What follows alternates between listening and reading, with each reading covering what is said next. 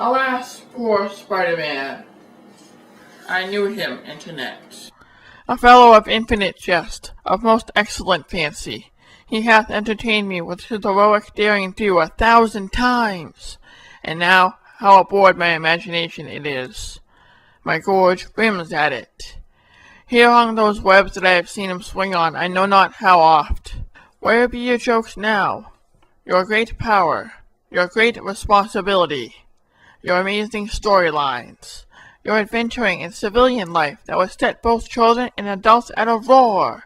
Not one now to laugh as you shoot webs at J. Jonah Jameson and mock his choice in hairstyle. You have fallen from the web, and now the villainous Dr. Octopus is in control.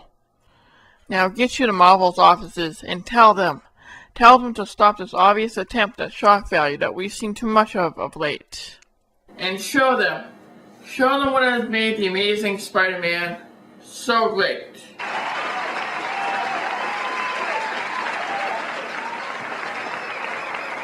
I've always been a sucker for Shakespeare. Roll the intro.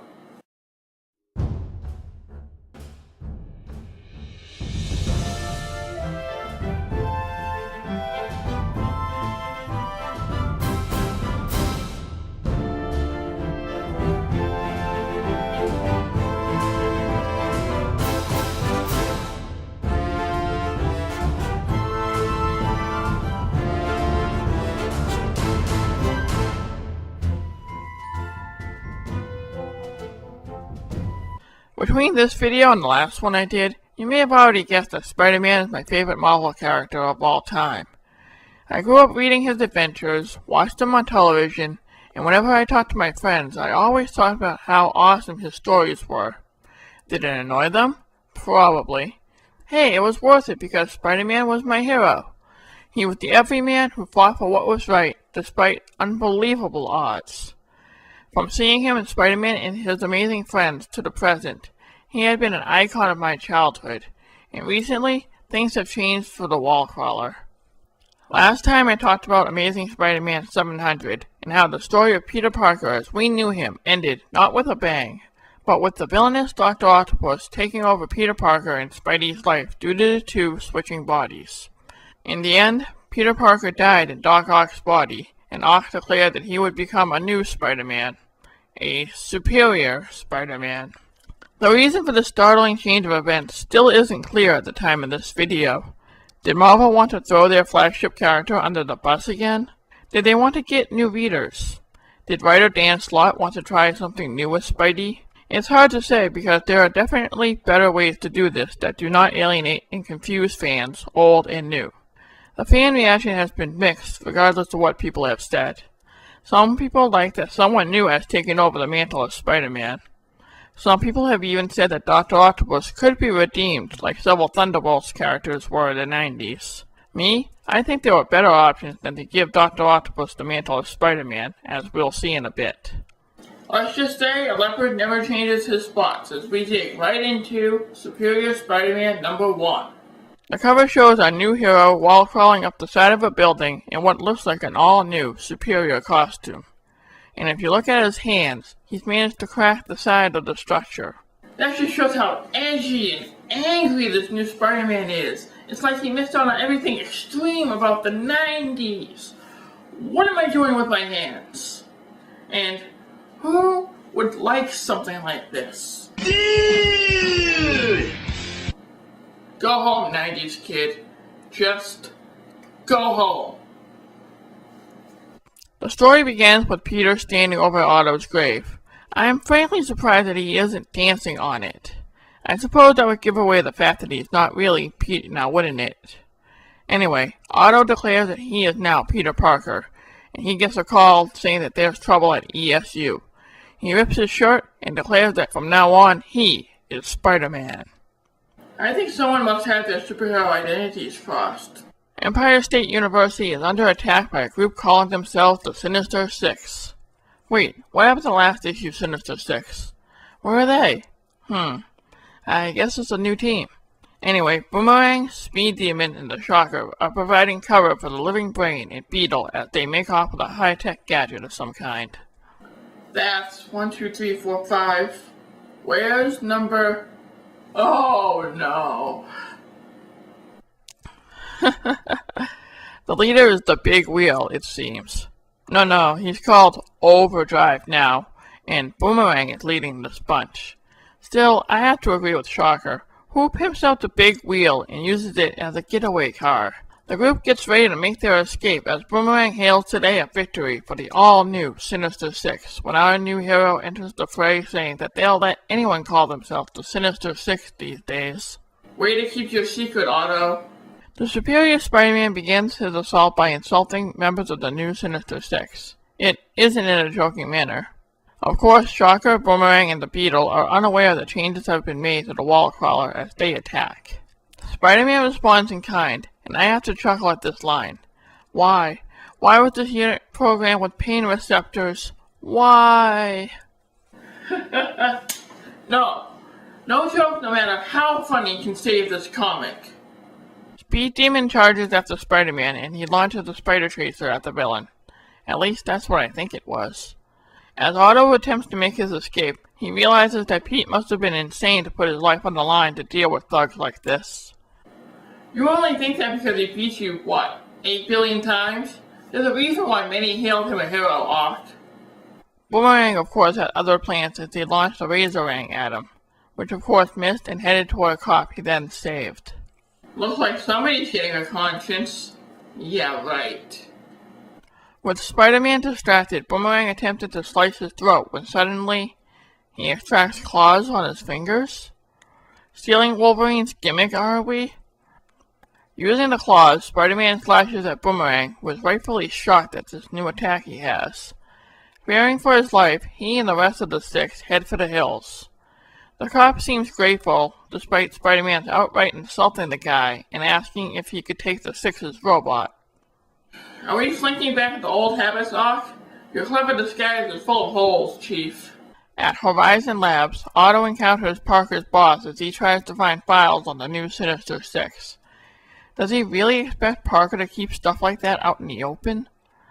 Mr. Model asks Otto about the weapons he's been building for Spider-Man, namely the explosives and other gadgets he's been working on. Can we get a clap of thunder and lightning right here? It's pretty obvious somebody's in supervillain mode. Model changes his tune and congratulates Peter on a job well done. We can add him to the list of people clueless to Pete's change in behavior. Trust me, the list at the time of this video is extensive. Otto says that the victories he's been getting are his, and his alone, because he is Peter Parker. The phone rings and it's Mary Jane calling to make sure that they were still on for tonight. And of course, we get a Joker-style grin from Otto. Gotten over the little old ladies, haven't we, Doc Ock? At dinner, Otto has an inner monologue while MJ is talking about her job as a barista. Instead of talking, he just stares and stares.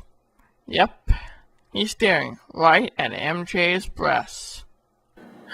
Stay classy, Marvel. MJ snaps him out a bit and Otto says he was distracted. Perv. He said that he was monitoring something Spider-Man related on his Bluetooth. Yeah, he was monitoring Mary and Jane. Otto said that he knows where the Sinister Six are thanks to the tracer he placed on Boomerang, and MJ rightfully asks why he hasn't gone after them. In fact, she's questioning his drinking habits, too. That's it, MJ. Question it. Question everything. You've known this man almost all your life. Question everything. Go to the adventures. Stop this insanity. Otto lays it on thick, saying that he's having a wonderful evening while he overhears the Six plan a strike at Horizon Labs. You know, Pete's work. Sure enough, Horizon Labs was attacked the following morning, and people are seen running for their lives. Boomerang sends Beetle and Big Wheel. I'm sorry. He tells Overdrive to find the gadget when Speed Demon shows up with the device. The Sinister Six go to leave when their exit is blocked by a ton of webbing set up by the superior Spider-Man, who then boasts about his great speed. I guess with great power, there must come great ego. Speed Demon exclaims that he's the fastest one alive, despite being a snail compared to the other speedsters of the Marvel Universe. A frictionless surface made by the Trapster stops the speedster in his tracks and causes him to fall over, leaving him gasping for breath. Speed Demon's friends exclaim that it was not a cool trick, and Otto says that he has another trick lined up. A power dampening field that shorts out everyone's powers and evidently equipment as the Shocker's gauntlets fail to work, as well as Overdrive's wheel. Spider-Man jumps down to face the six and proceeds to restrain them using his webbing. The press from the Daily Bugle, it seems, arrived thanks to a tip from Otto, and of course they're eating this fight up. Otto wonders what the six were going to do with 2 pieces of a weather machine as he lunges at Boomerang and proceeds to Cut to a kitten video! Cut to a kitten video!